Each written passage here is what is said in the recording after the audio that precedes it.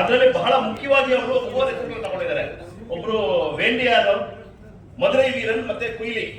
ಮಧುರೈ ಇಡೀ ಮಾದಿಗ ಸಮುದಾಯದಲ್ಲಿ ಕುದುರೆಯಲ್ಲಿ ಬಂದಂತ ಏಕೈಕ ರಾಜ, ಮೊದಲನೇ ರಾಜ ಅಂದ್ರೆ ಅದು ಮಧುರೈ ಪಾಂಡಿಯನ್ ಅಂತ ಅವರು ತಿಳಿಸಿದ್ದಾರೆ.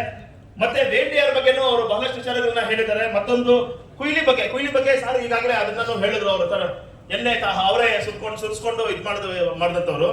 ಕುಯ್ಲಿ ಬಂದು ಒಬ್ಬ ರಾಣಿ ಒಬ್ರು ಇರ್ತಾರೆ,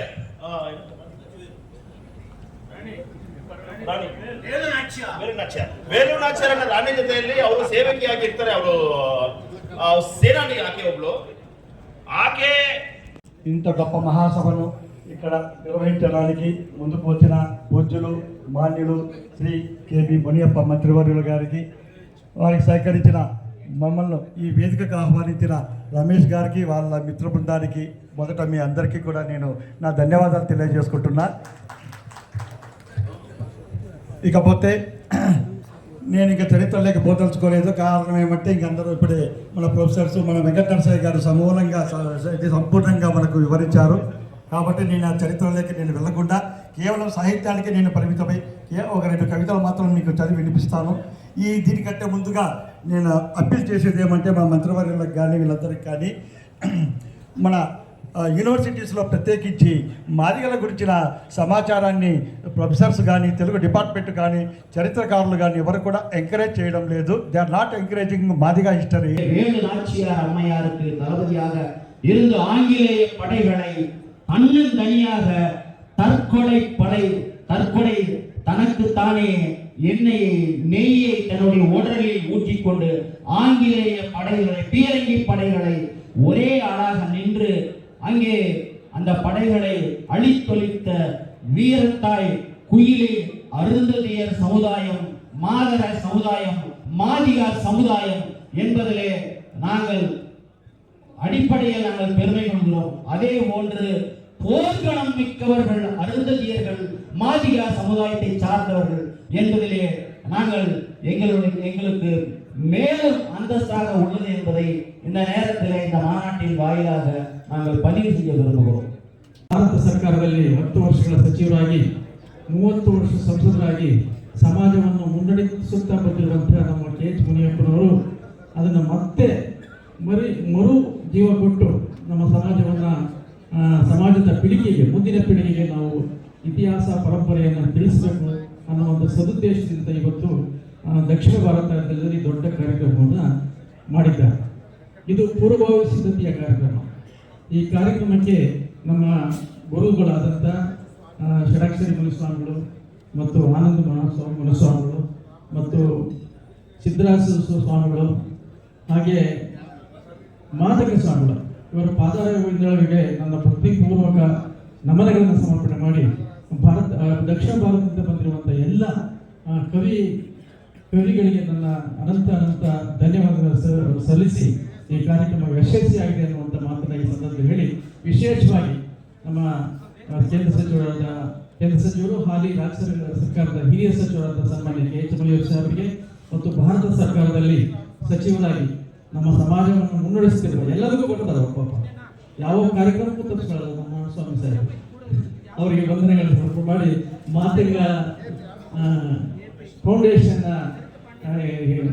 ಸಂಸ್ಥಾಪಕರಾದಂಥ ಸನ್ಮಾನ್ಯ ಲೋಕೇಶ್ ಅವರು ಅವ್ರಿಗೂ ಸಹ ವಂದನೆಗಳನ್ನು ಅರ್ಪಿಸಿ, ಬಹುಮುಖ್ಯವಾಗಿ ನಮ್ಮ ಅನಿಸಿಕೆ ಅಭಿಪ್ರಾಯಗಳನ್ನು, ಇತಿಹಾಸವನ್ನು ಇಡೀ ರಾಜ್ಯಕ್ಕೆ ತಿಳಿಸುವಂಥ ಮಾಧ್ಯಮಗಳಿಗೆ ವಿಶೇಷ ನಿಮ್ಮ ಸಹಾಯ ಬಹಳ ಮುಖ್ಯ. ನಮಗೆ ನಿಮ್ಮಿಂದಲೇ ಎಲ್ಲ ಇವತ್ತು ದೇಶ ನಡೀತಾ ಇದೆ. ಮಾಧ್ಯಮದಿಂದ ನಮ್ಮ ಸಮಾಜದ ಸಂಕಷ್ಟವನ್ನು ಎಲ್ಲರಿಗೂ ತಿಳಿಸಲು ಬಂದಿರುವಂಥ ಎಲ್ಲ ಮಾಧ್ಯಮಗಳು ಸಹ ವಂದನೆಗಳನ್ನು ಸಮರ್ಪಣೆ ಮಾಡಿ ನನ್ನ ಮಾತನ್ನು ಮುಗಿಸ್ತೇನೆ. ಮಹಾರಾಷ್ಟ್ರದಿಂದ ಬಂದಿರುವ ಆದಿಜಾಂಬವರು ಸೃಷ್ಟಿ ಸ್ಥಿತಿ ಲಯದಲ್ಲಿ ತ್ರಿಕರ್ಣ ಸಿದ್ಧಾಂತಗಳ ಪಳವಳಿಕೆಗಳನ್ನು, ಮನುಕುಲದ ಹುದ್ದಳತೆಗಳಲ್ಲಿ 56 ದೇಶಕ್ಕೂ ಅಕಾರ ಉಕಾರ ಮಕಾರ ಓಂಕಾರ ಶಬ್ದ ತರಂಗಗಳ ತತ್ವ ಸಿದ್ಧಾಂತಗಳ ಅಂಕುಶಾರ್ಪಣೆಗಳ ಭಾವಯುಕ್ತಗಳನ್ನ ಸವಿಸ್ತಾರದಲ್ಲಿ ಬ್ರಹ್ಮಚರ್ಯ ವೃತಸ್ಥ ವಾನಪ್ರಸ್ಥ ಸನ್ಯಾಶ್ರಮ ಚತುರಾಶ್ರಮಕ್ಕೂ 84 ಲಕ್ಷ ಜೀವಕೋಟಿಗಳ ಪ್ರಕೃತಿಯ ಶಕ್ತಿಗೂ ಮೂಲ ಪುರುಷರಾಗಿರ್ತಕ್ಕಂಥವರು ಕುಟಸ್ಥ ಅಂದ್ರೆ ಮೂಲ ಪುರುಷ, ಕುಂದಣ ಅಂದ್ರೆ ಚಿನ್ನ, ಕಶಿಪ ಅಂದ್ರೆ ಚಿನ್ನ. ಹಾಗಾಗಿ ಇಂಥ ಎಲ್ಲವುದನ್ನು ಕೂಡ ಸವಿಸ್ತಾರವಾಗಿ ಚಮಚಸ್ವಿ ವಿದ್ಯೆಗಳನ್ನು ಕೂಡ ಮಾನವನಾಗಿ ಬದುಕುವಂತಹ ಕುಲಕ್ಕೆ ಸಾರಿರ್ತಕ್ಕಂತಹ, ಮಾನವ ಕಲ್ಯಾಣಕ್ಕೆ ಸಾರಿರ್ತಕ್ಕಂತಹ ನಮ್ಮ ಆದಿ ಜಾಂಬವ ಈ ಮೂಲ ವಂಶಸ್ಥರ ಒಂದು ಪಳವಳಿಕೆಗಳನ್ನ ಮನುಕುಲಕ್ಕೋಸ್ಕರವಾಗಿ ಭರತಖಂಡಕ್ಕೆ ಅಚ್ಚುಕಟ್ಟಿದ ಎಲ್ಲ ಮಹಾರಾಷ್ಟ್ರ ಸೇರಿದ್ದಾರೆ.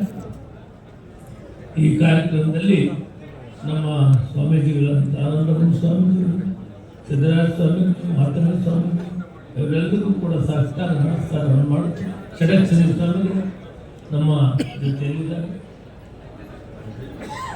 ಇವತ್ತು ನಮ್ಮ ಮಾಜಿ ಕೇಂದ್ರ ಸದಸ್ಯ ನಾರಾಯಣ ಸ್ವಾಮಿ, ಮಾಜಿ ಕೇಂದ್ರ ಲೋಕಸಭಾ ಸದಸ್ಯ ಚಂದ್ರಣ್ಣವರು, ಆಂಧ್ರ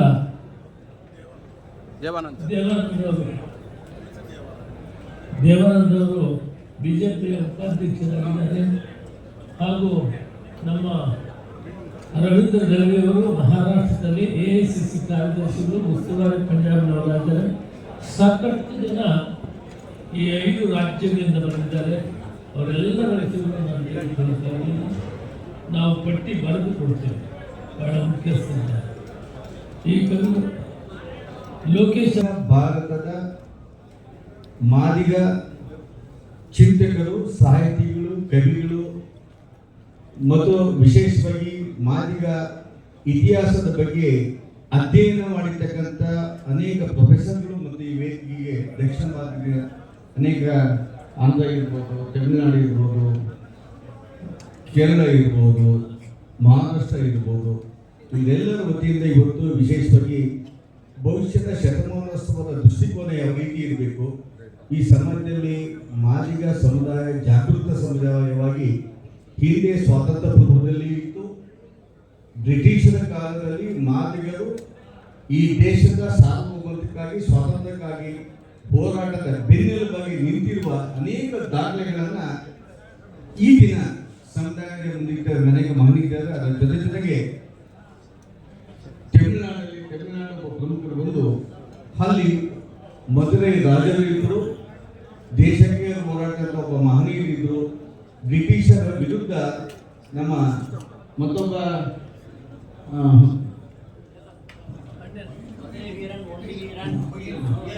ಕೊಯ್ಲಿರವರು ಇಡೀ ಶಸ್ತ್ರಾಸ್ತ್ರದ ಒಂದು ಬ್ರಿಟಿಷರ ವಿರುದ್ಧ ಒಬ್ಬ ಮಹಿಳೆ ಆತ್ಮಹತ್ಯೆ ಮಾಡಿಕೊಂಡು ಶಸ್ತ್ರಾಸ್ತ್ರವನ್ನೇ ಬಿಗಿ ಆಹುತಿ ಮಾಡಿದಂತ ಒಂದು ತಾಯಿಯ ಚರಿತ್ರೆಯನ್ನ ಅದಕ್ಕೆ ತಾನೇ ಆತ್ಮಹತ್ಯೆ ಮಾಡಿಕೊಂಡು ಬ್ರಿಟಿಷರ ಯುದ್ಧ ಮಾಡಲಿಕ್ಕೆ ಆಗಲೇ ಇಲ್ಲ ಆ ಸ್ಥಿತಿ ನಿರ್ಮಾಣ ಮಾಡಿದಂತ ಕೊಹ್ಲಿಯ ಬಗ್ಗೆ ಬಹಳ ವಿಚಾರಗಳನ್ನು ಹೇಳಿದ್ದಾರೆ. ಅದಕ್ಕೆ ನಮ್ಮ ಅಪೇಕ್ಷೆ ಇತ್ತು దేశದ ఇతిహాసದಲ್ಲಿ పూర్తిగా దీని గురించి సమాచారం నేను ఇస్తాను. ఆ సభ కూడా మీరు ఇటువంటి క్రమశిక్షణ నేను ఆర్ఎస్ఎస్లోనే చూసినాను, మళ్ళీ ఇప్పుడే చూస్తున్నాను. ఒక ఆర్ఎస్ఎస్ వాదిగా నేను నాకు తెలిసి నా 25-30 సంవత్సరాల్లో నేను అటెండ్ అయిన ప్రతి ఆర్ఎస్ఎస్ ఇంతే క్రమశిక్షణ ఉంటుంది. అంతకంటే ఎక్కువ మాదిగ సముదాయాన్ని ఈరోజు అదే క్రమశిక్షణతో, అదే పాటుపడతో, అదే ఉద్దేశంతో ఏదైతే కులం ఒకే నాడ, ఈడ కులం తప్ప ఇంకొకటి లేదు. ఈ నాడతోనే ఇంత క్రమశిక్షణతో మనం సభ నిర్వహించడమంటే 6-7వ తారీఖులో అన్ని రాష్ట్రాలు దల్వి సాబ్ आपके लिए मैं आप बोला था कच्छ में, अपना गुजरात में महाराज ने गुजरात का एक कच्छ का कहानी बोला था, वहां पे गए अपना लोग. So 6th and 7th please let come from the Kutch also. I request you, Dalvi sir, please note this. You find the Kutchi people to attend on 6th and 7th December this event. So I am thankful to everyone, each and everyone, Maharashtra, Karnataka, Andhra, Telangana, and part of Tamil Nadu, Kerala. ನೋಂದಣಿಯಾಗಿತ್ತು. ಅದು 1926ನೇ ಇಸ್ವಿಯಲ್ಲಿ. ಅಂದರೆ ನಮ್ಮ ಸಮುದಾಯ ಮೈಸೂರು ಅರಸರ ಕಾಲದಲ್ಲೇ ನೋಂದಾಯಿತವಾಗಿ 100 ವರ್ಷಗಳಾಗಿದೆ. ಅವತ್ತು ಮಹತ್ವದ ಘೋಷಣೆಗಳಾಗಿತ್ತು.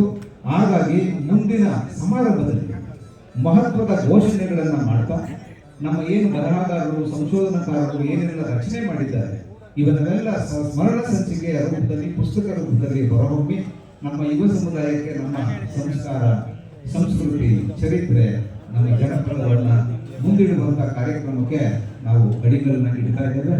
ಹಾಗಾಗಿ ಈ ಮಹತ್ವಪೂರ್ಣವಾದಂತಹ ಸಭೆಯಲ್ಲಿ ಪ್ರಶ್ನಾತೀತ ಇಷ್ಟೆಲ್ಲ ಇತಿಹಾಸ ಇರುವ ಈ ಸಮುದಾಯಗಳು ಯಾಕೆ ಈ ರೀತಿ ಹಿಂದುಳಿದಿದೆ ಅನ್ನೋದು ಪ್ರಶ್ನಾತೀತ. ಇದು ಯಾವ ಒಂದು ಸಮುದಾಯಕ್ಕೆ ಯಾವ ವರ್ಗಕ್ಕೂ ಕೂಡ ವಿರೋಧವಾಗಿಲ್ಲ.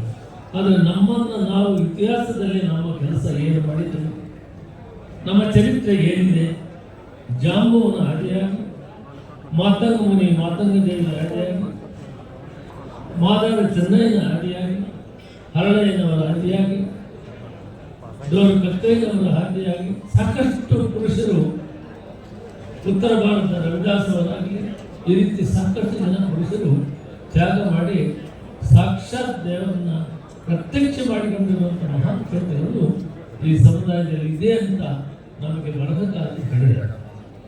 ಇದಕ್ಕಾಗಿ ಒಂದು ಇದನ್ನ ಪ್ರಿಯಾಂಬಲ ಅಂತ ನಾವು ಒಂದು ಮೀಟಿಂಗ್ ಅನ್ನು ಕರೆದು ಇದರ ಮುಖಾಂತರ ಡಿಸೆಂಬರ್ 6, 7 ಬೃಹತ್ ಪ್ರಮಾಣದಲ್ಲಿ ದಕ್ಷಿಣ ಭಾರತ, ಮಹಾರಾಷ್ಟ್ರದ ಎಲ್ಲ ಮುಖಂಡರನ್ನು ಕೂಡ ಕರೆಸಿ ಕವಿಗಳನ್ನು ಸಾಕಷ್ಟು 2 ದಿನ ಕಾರ್ಯಕ್ರಮ ಮಾಡ್ತೀವಿ. 6 ಮತ್ತು 7, 6 ಪ್ರಾರಂಭ ಆಗ್ತದೆ, 7ನೇ ದಿನ ಸಾಯಂಕಾಲ ಕಂಟ್ರೋಲ್ ಆಗ್ತದೆ. ಇದು ಅಥೆಂಟಿಕೇಟ್.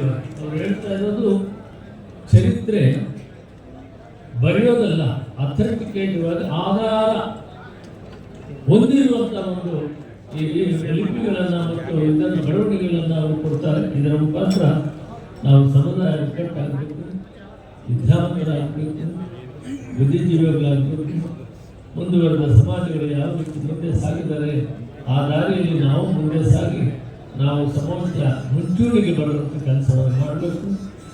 ಪ್ರಜಾಪ್ರಭುತ್ವ ವ್ಯವಸ್ಥೆಯಲ್ಲಿ ಗಾಂಧೀಜಿಯವರು ಕೊಟ್ಟಂಥ ಸ್ವತಂತ್ರ, ಬಾಬಾ ಸಾಹೇಬ್ ಅಂಬೇಡ್ಕರ್ ಕೊಟ್ಟಂಥ ಸಂವಿಧಾನ ಇವೆರಡನ್ನು ಉಳಿಸಿ ಬೆಳೆಸ್ಕೊಳ್ಳೋಕ್ಕೆ ನಮ್ಮ ಪಾತ್ರ ಇಲ್ಲಿವರೆಗೂ ಏನು ನಡೆದಿದೆ, ಮುಂದೆ ಹೇಗೆ ನಡೆಯಬೇಕು ಮತ್ತು ಸ್ವಾಭಿಮಾನಿಗಳಾಗಿ ಯಾಕೆ ಬದುಕಬೇಕು ಅನ್ನೋದಕ್ಕೆ ಈ ಕವಿಗೋಷ್ಠಿಯನ್ನು ಈ ದಿನ ಪ್ರಿಲಿಮಿನರಿ ಮಾಡಿದ್ದೀವಿ.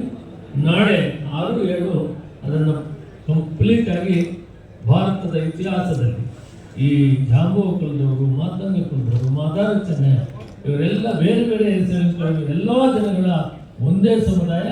ಇದರ ಬಗ್ಗೆ ನಾವು ನಿಮಗೆ ತರ್ತೇವೆ ಅಂತ ಗಮನಕ್ಕೆ ಇದರ ಇತಿಹಾಸವನ್ನು ಅಂತೇಳಿ ಇಷ್ಟಕ್ಕೆ ಇವತ್ತು ಮೀಟಿಂಗ್ ಮಾಡಿದ್ದೀವಿ. ಮುಂದೆ ನಿಮಗೆ 6, 7 ಸವಿಸ್ತಾರವಾಗಿ ಮೀಟಿಂಗನ್ನು ಮಾಡ್ತೀವಿ.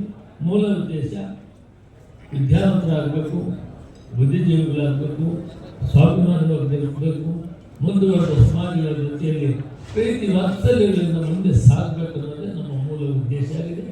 ಈ ದಿಸೆಯಲ್ಲಿ ನಾವು ಈ ಕೆಲಸವನ್ನು ಪ್ರಾರಂಭ ಮಾಡಿದ್ದೀವಿ. ಮಾದಾರ ಮಹಾಸಭಾ, ಕರ್ನಾಟಕ ಮಾದಾರ ಮಹಾಸಭಾ ಮತ್ತು ಮಾತಾಂಗ ಫೌಂಡೇಶನ್ನ ಲೋಕೇಶ್ ಅವರ ನೇತೃತ್ವದಲ್ಲಿ, ಲೋಕೇಶ್ ಅವರು ಹಿಂದಿನ ಕರ್ನಾಟಕ ರಾಜ್ಯದ ಅತ್ಯಂತ ನಮ್ಮ ಹಿರಿಯ ನಾಯಕರು, ರಾಮಕೃಷ್ಣ ಅವರ ನಿಮಗೆಲ್ಲ ಗೊತ್ತಿದೆ. ಆನೇಕಲ್ಲಲ್ಲಿ ಯಲಹಂಕದಲ್ಲಿ ಗೆದ್ದು ಅತ್ಯಂತ ಹಿರಿಯ ನಾಯಕರಾಗಿ ಹೊರಹೊಮ್ಮಿ ಅವರ ಸುಪುತ್ರ ಅಂತ ಲೋಕೇಶ್ ಅವರ ನೇತೃತ್ವದಲ್ಲಿ ಮಾಡ್ತಾ ಇದ್ದಾರೆ. ನಮ್ಮ ಮಾಜಿ ಕೇಂದ್ರ ಸಚಿವರು ಹುಟ್ಟುತ್ತಾ ಹೋರಾಟವನ್ನು ನಡೆಸಿಕೊಂಡು ಸಮಾಜದ ರಕ್ಷಣೆಗಾಗಿ ಸಮಾಜದ ಹೋರಾಟ, ಸಮಾಜದ ಮೇಲ್ನೂರನ್ನು ಕೆಲಸ ಮಾಡಿದಂಥ ಆಡಳಿತ ಈ ಸಂದರ್ಭದಲ್ಲಿ